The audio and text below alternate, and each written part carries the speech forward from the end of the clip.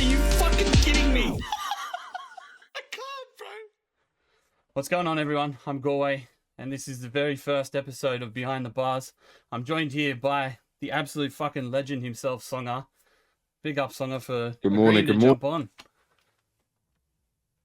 It's been pleasure to be here, man. It's been how long? How long have we been trying to get this happening now? Past week or so? Yeah, been one of them ones. I've got something, you've got something, and then but we're here. We're making it happen. Let's do it. We're here. I'm gonna jump straight into it though. So I want to know. Take me back to a young Songer. What was life like when you were a little young'un? Life was good. Life was good. I'm definitely not the type of rapper that can talk about how hard my upbringing was. That's for sure. Family, happy, healthy. I had a great childhood, man. Especially, I was a happy, smiley kid. Chubby as fuck. Till about 11. When I was about 11, and then puberty hit me like a train, and we smoked weed for 6 years.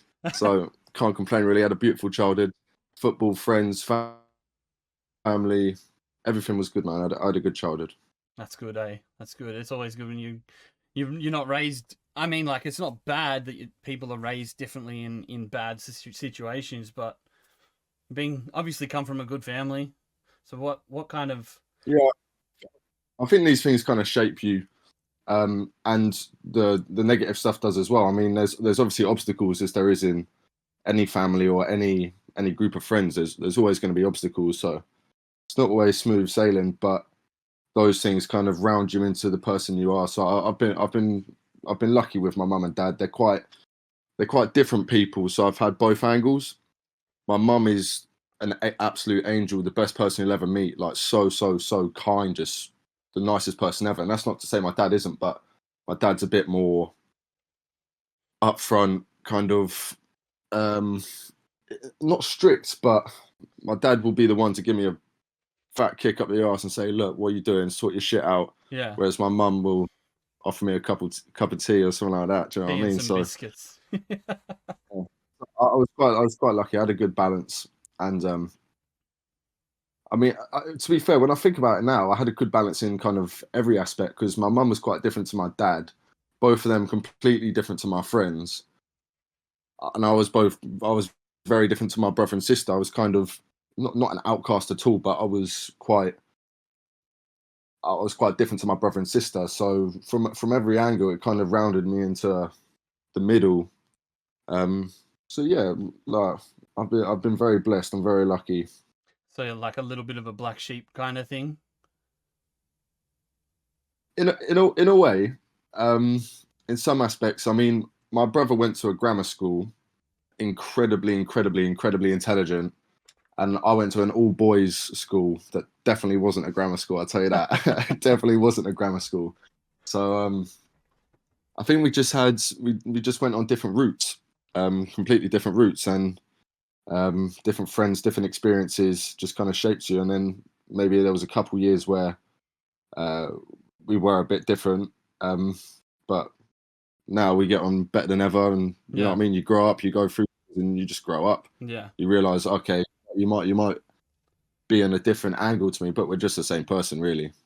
We're all on the same planet, living our own lives, but it all kind of intertwines together, doesn't it? Like we all have everyone's going through.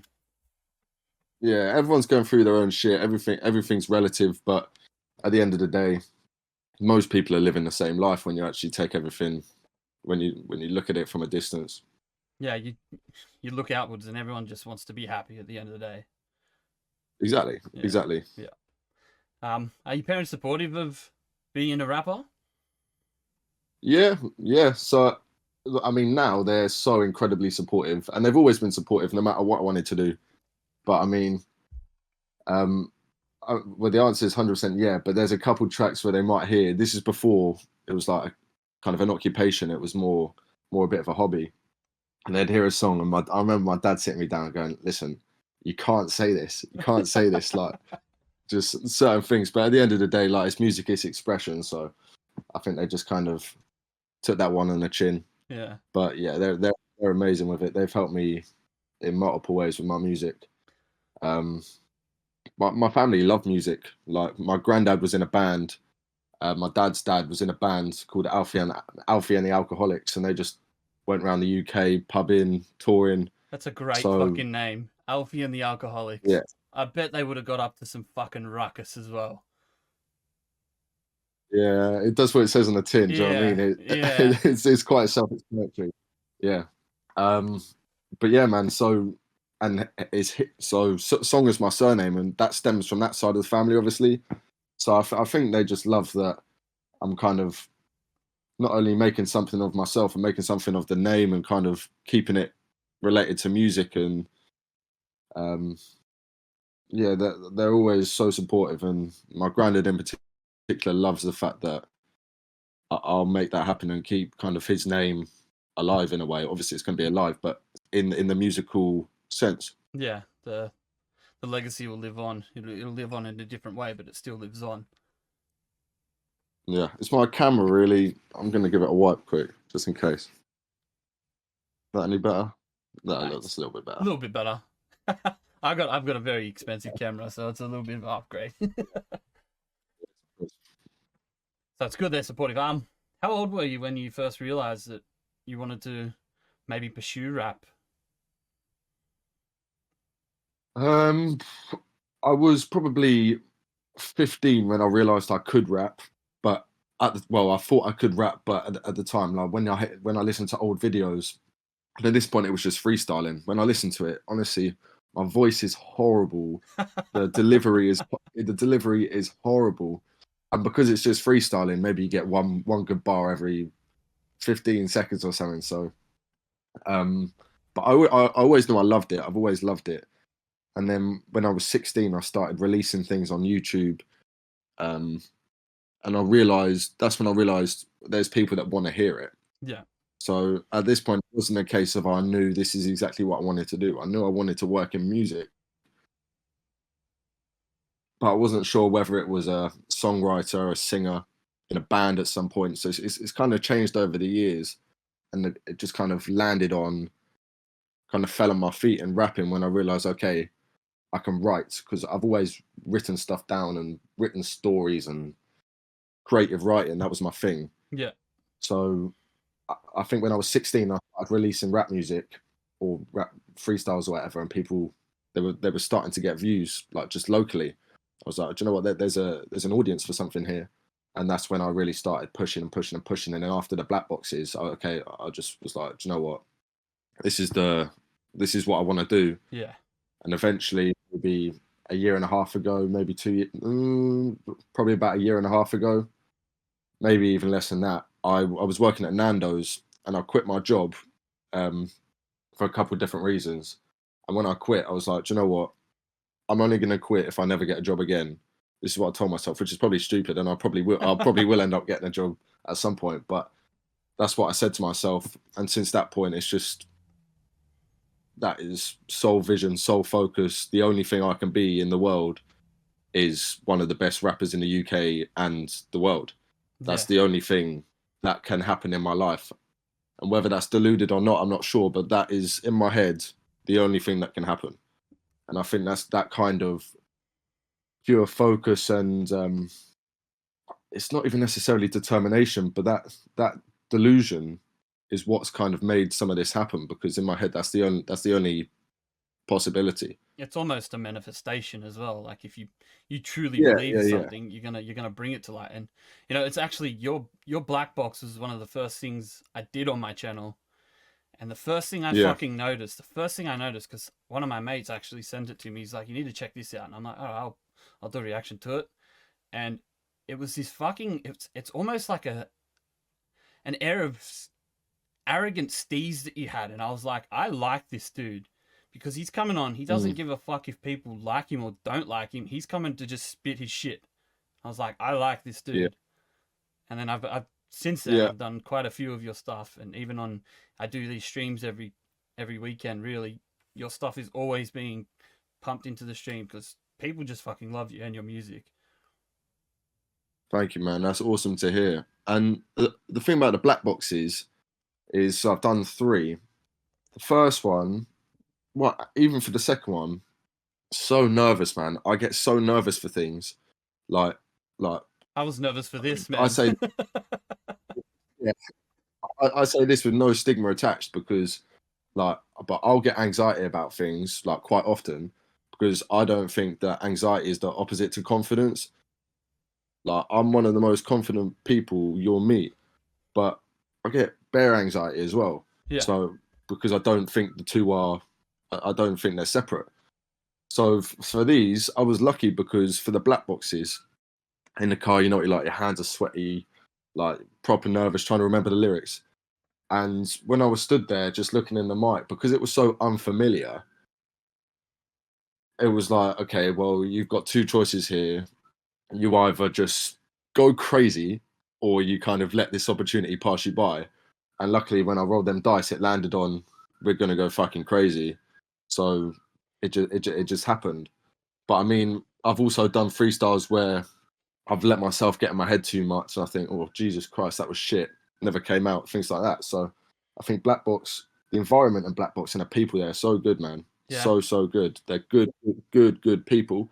So yeah, that's obviously a big milestone in my not only my music but my life. That was a big turning point for me where I was like, okay, I can do this to a big audience, not just people that live where I live. Yeah. I can do this on a big scale successfully as well.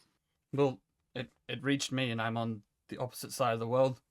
Like that. Yeah. That just shows you how much of an audience there is for stuff like that. And the thing is, Black Box has given so many young artists this platform to blow up. Like Dave, for example. Yeah. His Black Box is fucking fantastic. Even the Unbelievable. I think the under 18 cipher that they did on there was fucking unreal as well.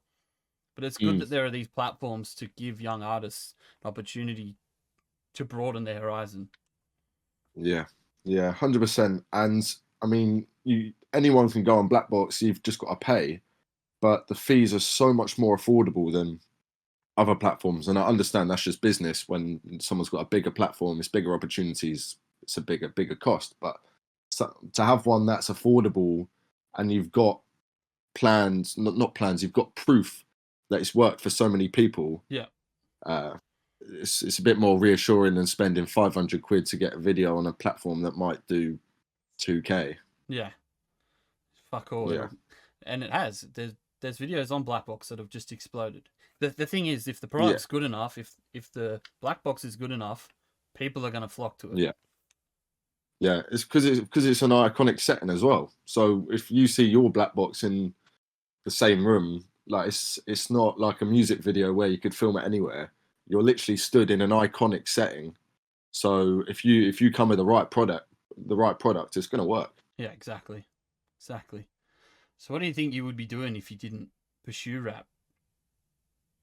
It would be something in music. I'd be pushing for a job in music, but that could be anything. I'd probably be just finishing uni because I went to Bournemouth University. Bournemouth's like a seaside town, yeah, or city. So I went to university there, but I dropped out because I wanted to do music and I was doing marketing. So I probably would never have dropped out of that.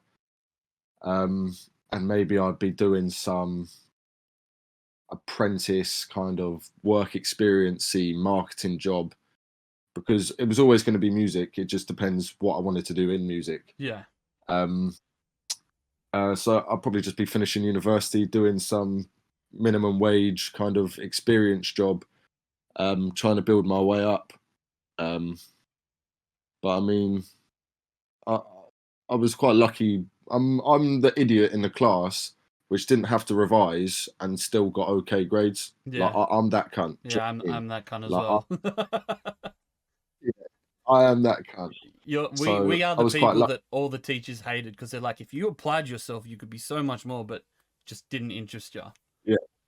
Yeah, literally. If you applied yourself, you could be so much more. But in my head, it's like, or I could not apply myself, still do all right, and smoke weed after school. Do you know what I mean? So I'll choose the second one. It's a win-win. Yeah, literally.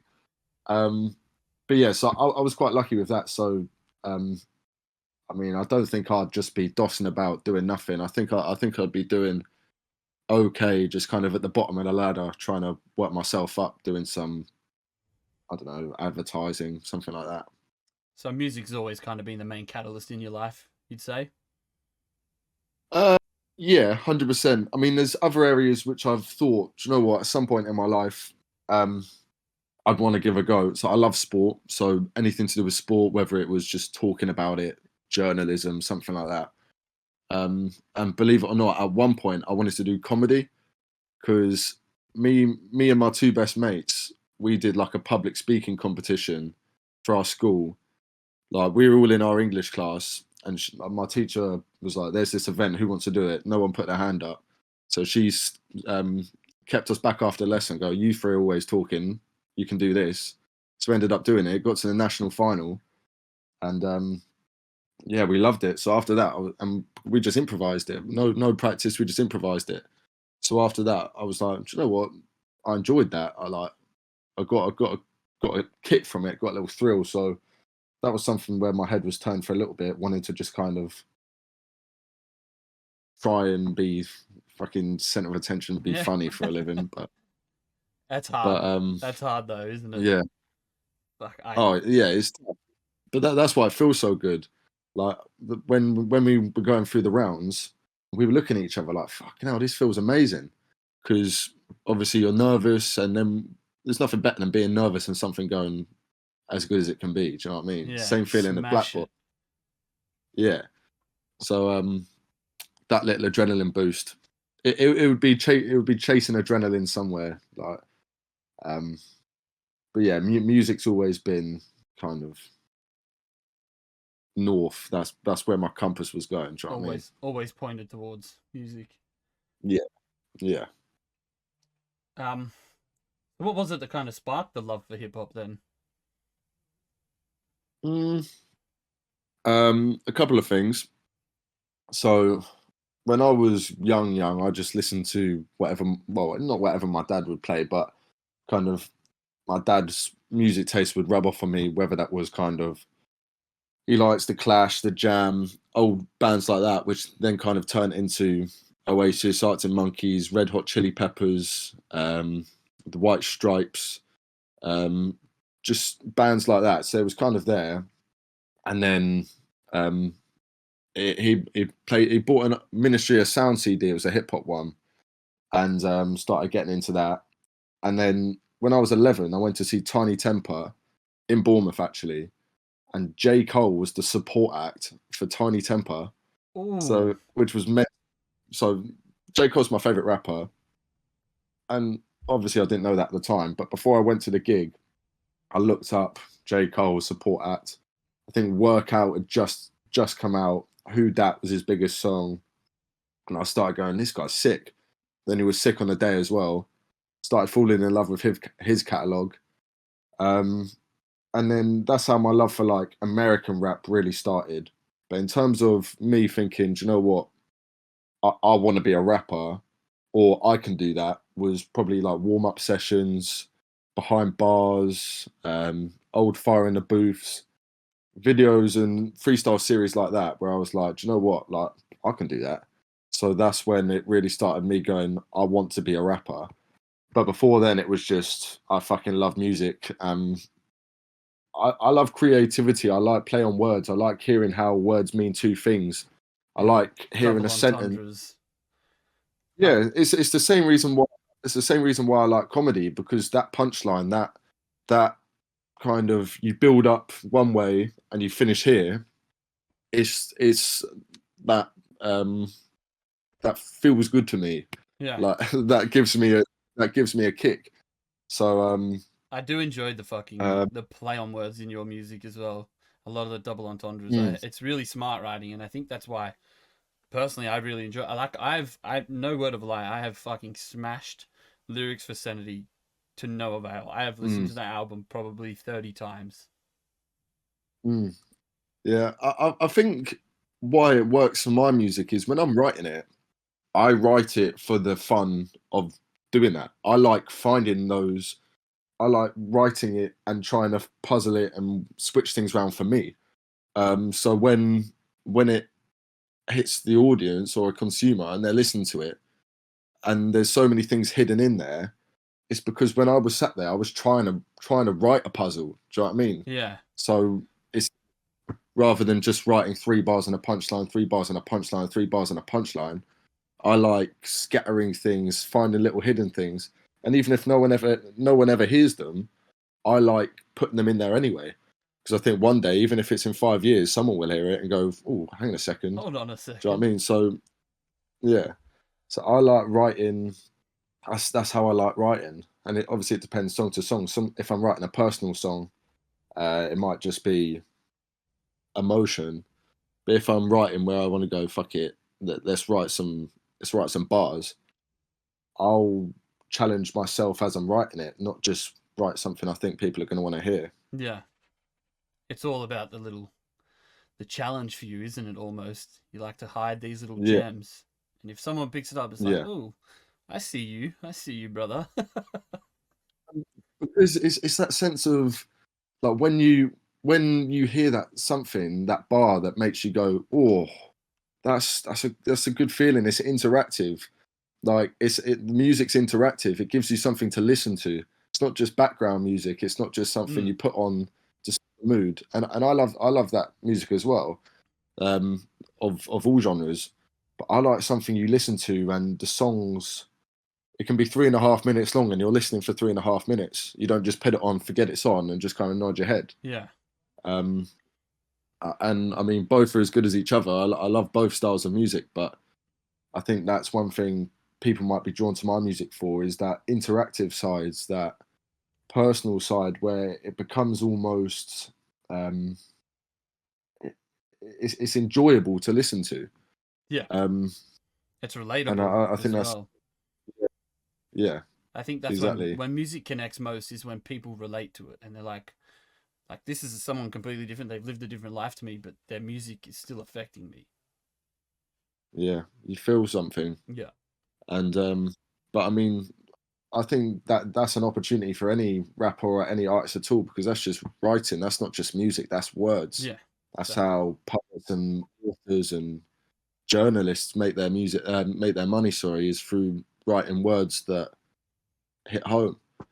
And I don't think it's any different, really.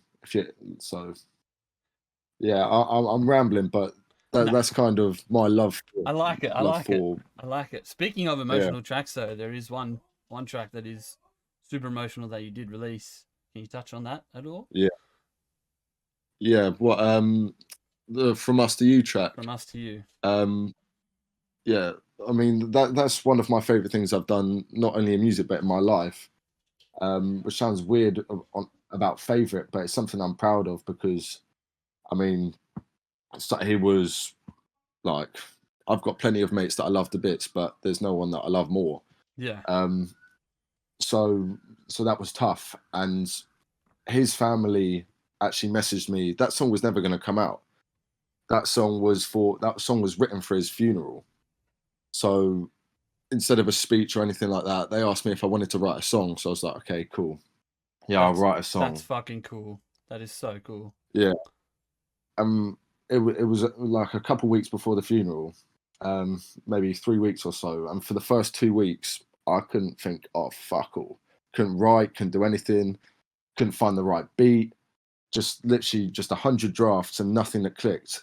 And then that beat came on, just on YouTube recommended, where something will finish and that beat something comes on. Yeah. That beat came on, and straight away I was like, Jesus Christ, like this is perfect. And This is then the within one. that, I wrote the whole track in about 45 minutes, and that was it.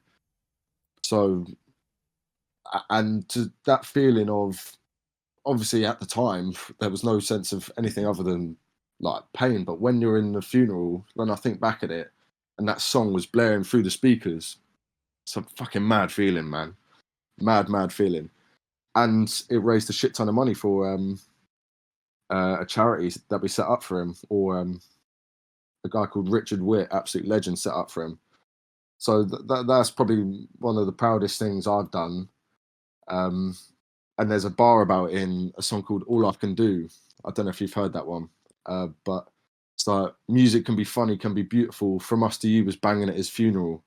and that's a bar that a lot of people might not even register. It's one of my favorite bars. Yeah. Yeah, it's one of my favorite bars I've ever written, because every time I hear it, it's like, fucking hell, the power of music. Do you know what I mean? I have heard So that song, and I didn't even clock that.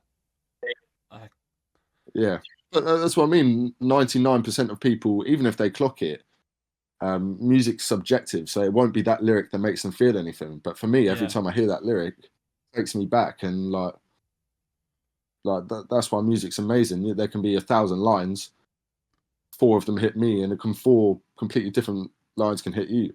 Yeah, exactly. I was gonna But ask yeah, man, what is your favorite song that you've ever released, but I think we may have just touched on that just then. yeah. But to be fair, I say it's my favorite song I've ever released.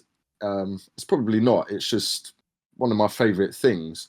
But I mean, I haven't listened to that track in God knows how long, because like it's not one you just Yeah, you it's wake not up in one the you put morning and on. go, "Oh, that song on." Yeah.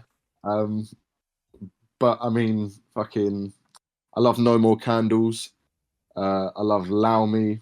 I think there's a track called Hard on. Well, there is a track called Hard on DreamWorks, which is like, the fact that it didn't have a music video is criminal. Um, It's never too yeah, late, is it? Nah, it's definitely not too late. The only thing that stopped us at the time was budget, Yeah. like, because we wanted to do a proper, like, 1990s hip hop music video, like mental cars, fat yard. But obviously, being completely independent and stuff, every expense is out my pocket, and I don't have a problem with that. But at the same time, your boundaries are different. Do you know what I mean? Yeah. Your your expectations and your boundaries have to be a little bit. The parameters which you can Um, work in are kind of a little bit more yeah, limited. Yeah, yeah, exactly. I can feel that. Touching on, we did touch on Lyrics for Sanity. That album is a little bit left field. Do you think that was that done on purpose, or was that just the kind of mood you were in when you wrote that? Um, yeah, so it was kind of deliberate. I knew it was at the time. I wanted it to be a little bit like conceptual, a little bit different, because we were in a lockdown. Like, I don't know what it was like in Australia. Oh, you got lucky by the sounds of it. Yeah, Ours was fucked, mate. yeah. Yeah, We it were was good over proper here. fucked. We were good over here. Mate, I'm still in a lockdown. Like, it's not like lockdown. Like, I can still go studio and for a beer and stuff, but you're still only allowed to be with 6 people, and you can't. Still got to wear masks everywhere. Um, no shows, no nothing. Um, but yeah, so I was just locked down, um, doing nothing, and that was just kind of where my head was at, in a way. It was just a case of, like, that's why it's called Lyrics for Sanity. I call it Lyrics for Sanity, one, because to listen to it for a consumer, it's like kind of what it says on the tin. It's like a label on something. It's Yeah, like Lyrics for Sanity. That's what it is.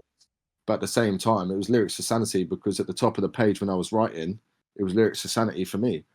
It's like lyrics to stay sane. yeah, So it just kind of happened that way, and there were a lot of songs I could have put on there, because I was at that point during lockdown, the first half of lockdown, I was so creative just because it felt like everything I needed time, space to be able to do that. But second half was fucked, mate. Second half was shit. But at that point, I was making so much music, and I think there's 8 songs on there. They were just 8 songs that I thought, it's like a little capsule, just a little product for if someone had a shit week, shit whatever, shit day, because it's only like half an hour long in total, some maybe even less than that.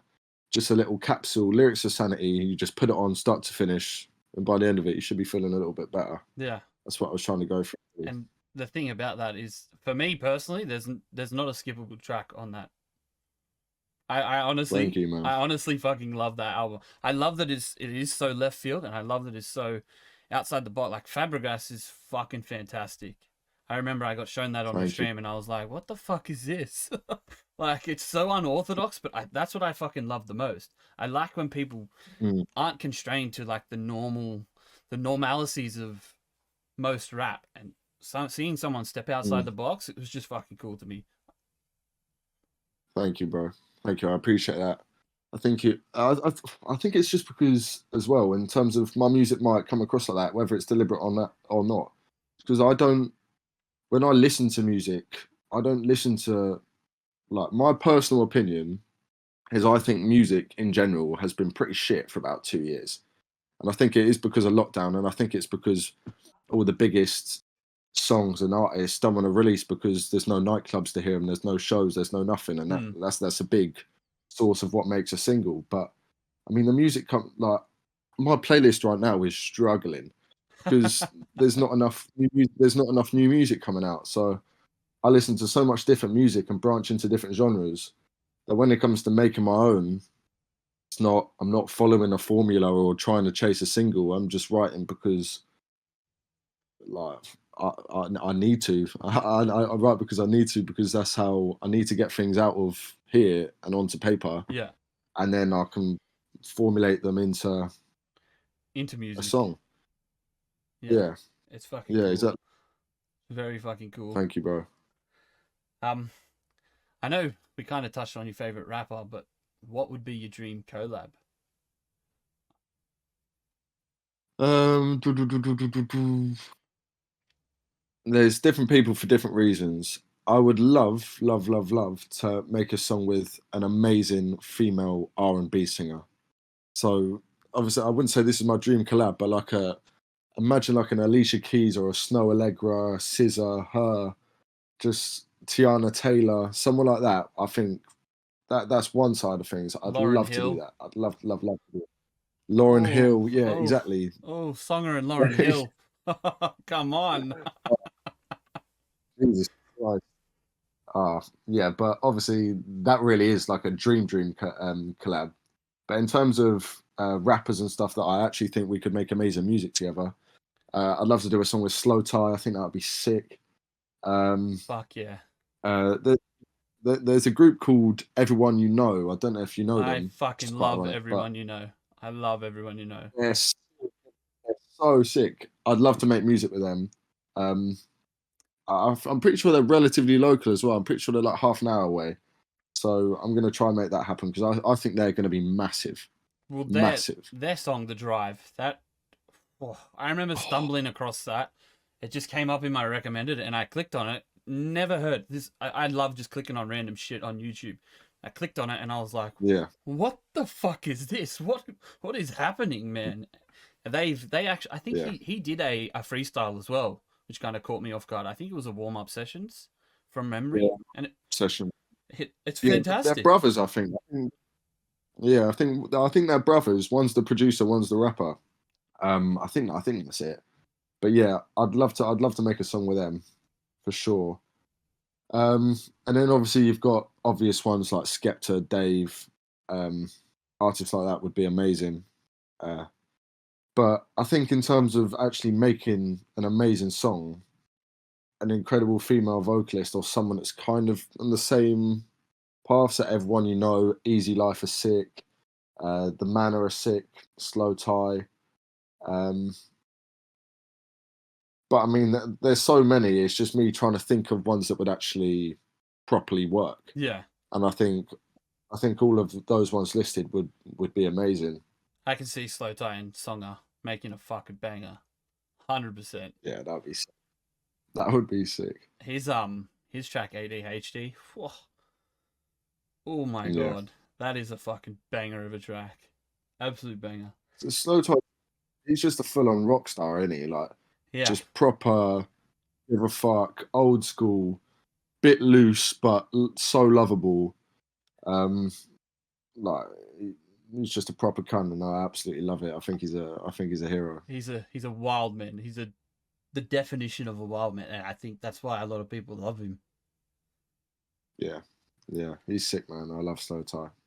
So obviously you've already said that you do enjoy other genres. What other genres do you like listening to? I listen to a shit ton of R&B. Maybe not so much now because the sun's come out, but during the winter, especially during lockdown, it was only good R&B coming out. So like, I love that type of music. Like slow female vocalists. Like, I'm a sucker for that. Like, I swear down. But I like indie rock a lot. Artists like the Cortinas, the Libertines, the Wombats. So bands like that, I love. I love drum and bass, but when I say drum and bass, I used to listen to like proper jump up rollers and that, but nowadays I only really listen to like liquid drum and bass. I don't know if you know liquid drum and bass. It's just I was a some DJ sick. for 5 years, 5, 6 Oh, years. really? Yeah, I supported Noisia. I've supported Alex Perez. I've supported a couple of big names back when I was DJing. Sick. Yeah, love it, love it. So yeah, I love music like that, obviously, but you just got to be in the right setting. But liquid drum and bass with that, the quick drums, the hi hats, and a sexy female vocalist. Can't beat it. That Yeah. yeah, that's proper windows down in the car music, like Yeah. Summer beautiful. day, smoking a dart. Yeah, A dart or a yeah, joint, whatever, yeah, whatever works for yeah, you. literally. So yeah, those three really. Um, I love R&B. I love rap, obviously. Um, yeah, and indie rock sometimes, or you can't really say Red Hot Chili Peppers. I guess that's just rock. It depends. Everybody I loves the like good Peppers. music. Everybody loves the Peppers. Yeah, they're unbelievable. Like beautiful music. But yeah, I just like any song that makes me feel something. Really, Just good music, pretty much. literally. Yeah. This is going to be a little bit out of left field, this question, but what is your biggest dream in life? Oh,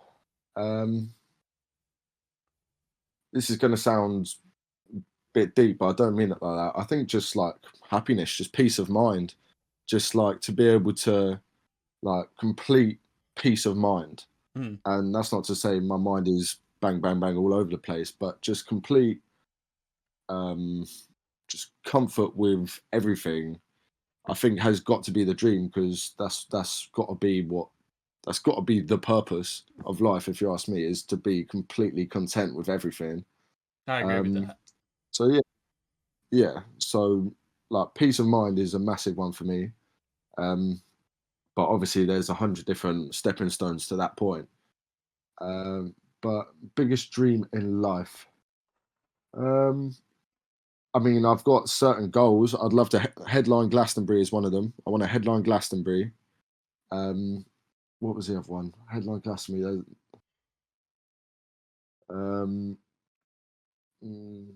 Yeah, I think musically, my biggest goal is to headline Glastonbury, just because I've always watched it with my dad growing up. I've never been, but I've always watched it with my dad. That's the one festival where I go, cool. I want to be there. That's the old. Yeah, trust me. Even I know so yeah, Glastonbury. I'd say headline. Yeah. Oh, it's mental, mate. Yeah. Honestly, it's just like 300,000 happy people, and you're just watching them like, fuck me, that's what life's about. Do you know what I mean? Everyone is there for one reason, and it's to be happy and enjoy music with their mates. Like you can't. Yeah. I love festivals. I fucking love festivals, but ours aren't that big over here. Tell me. Ours aren't that big. Yeah. That would be mental. 300,000 people. Yeah, nah, it's mental. So yeah, I'd say musically, my biggest dream is headline Glastonbury, and outside it's just be happy, man. Nice family, big house, lots of money, but whatever. Like just complete peace of mind and to be able to look back and go, do you know what? Like you only got one life, and I did mine all right. Be proud of the path that you took, I guess. Yeah. What are you most proud of? Yeah, that's outside of music. I'm proud of how I treat people. I'm proud of how I try to. I'm proud of how I try to be. Do you know what I mean? I know my intentions, and I'm proud of that. I'm proud of. We set up a football team for our mate who passed away. We set up a football team for him. Did all right, straight into division. Well, we were in Division 2, getting promoted to Division 1. So I'm proud of that because you get to put on a football shirt and kind of play for a different reason. Proud of that. I'm proud of this. I'm I'm proud of DreamWorks, my debut album. Incredibly proud of that album because that was a massive thing for me. That was a proper.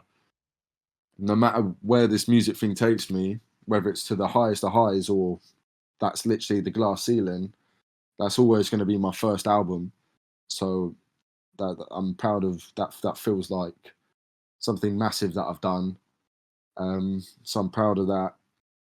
Uh, yeah, I'd say those three things are kind of in combination Yeah. a good summary of who I What try you're to most be. proud of. Yeah. I got a Yeah. quick fire around here. I'm just gonna Cool. slap them at ya. Just answer as quick as you Do can. it. What's your favorite beat? Favorite beats.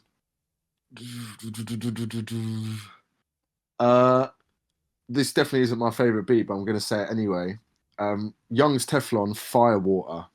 That beat is unbelievable. I don't know if you know that track, I but don't every know that time one. I must have listened to that song.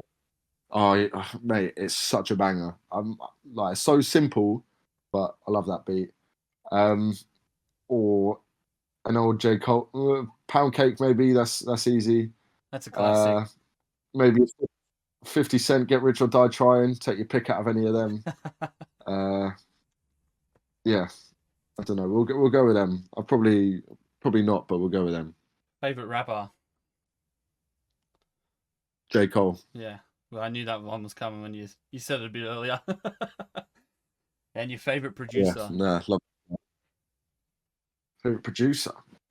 Um, I'm gonna go for a producer that produces some of my music.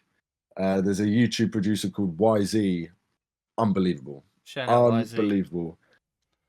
Yeah. Or there's a guy called Mark B who's done big up Mark B, that's my guy. He did Dream of You. What else did he do? No More Candles. So Snowflakes, he's done a few. He's unbelievable as well. Fuck yeah. Gonna wrap it up quickly. We've got a couple more things left. Is there a new album in the works or new music in the works? Anything like that?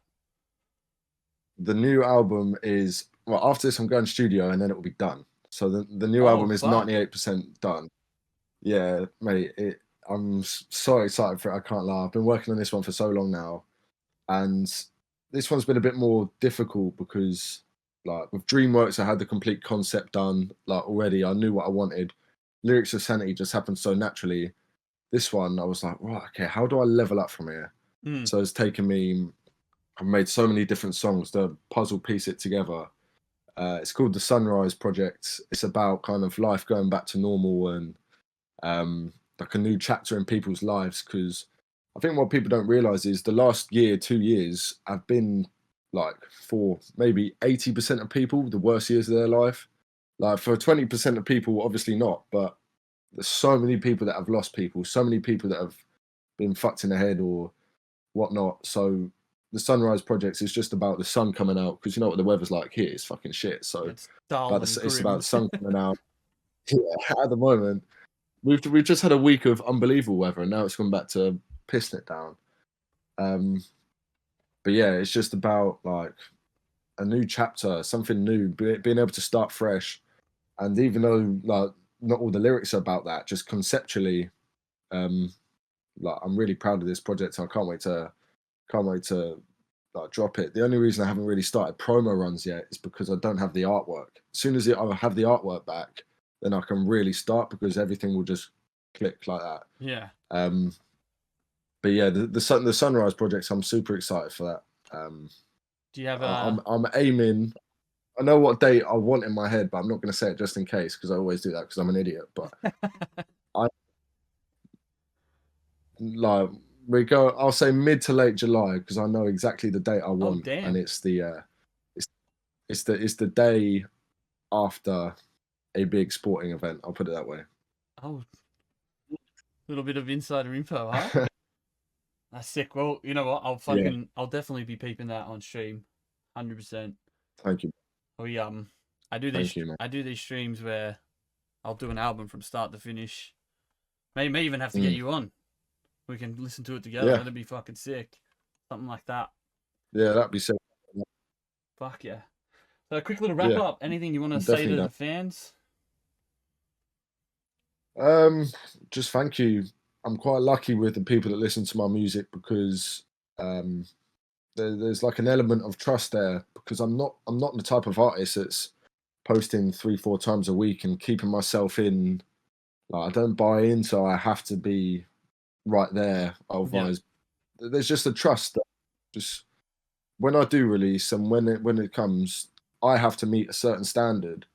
Um, and I think my like, not fans, I don't like saying that, but it's like supporters, they kind of understand that. Like they're amazing. I genuinely do think they're some of the most loyal people in the world because they just trust me, and that's an amazing feeling. It makes me feel like so lucky because they trust me, and it makes me happy that I'm sat on this album and I know what's about to come out. So it's just an amazing feeling that it's that connection. Um, so nah, I'm truly blessed and I love everyone.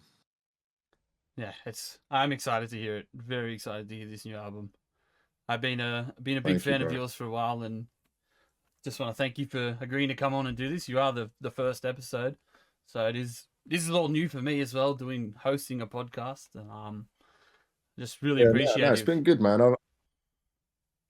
Yeah, no problem, man. I've loved it. Thank you for having me. Not a problem. All right, we'll catch you guys on the next one. Peace. Guys, thank you.